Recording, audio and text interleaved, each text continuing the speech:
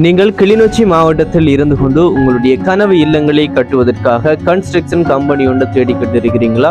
அப்படி என்றால் உங்களுக்காக இருப்பதுதான் சீரடி கன்ஸ்ட்ரக்ஷன்.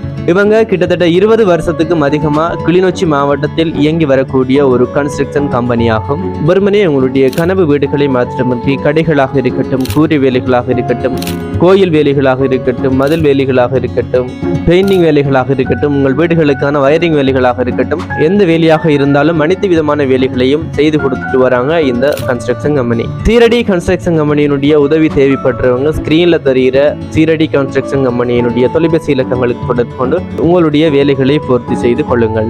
அது மாத்திரமன்றி இவங்க 2 விதமா வேலைகளை செய்து கொடுத்துட்டு வராங்க.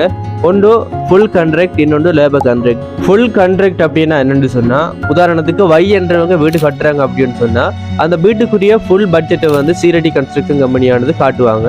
அது ஓகேன்ற பட்சத்தில் அதுக்குரிய ஃபுல் பட்ஜெட்டை வந்து இவங்க போட்டு, அதாவது சீரடி கன்ஸ்ட்ரக்ஷன் கம்பெனியானது போட்டு கட்டி கொடுப்பாங்க.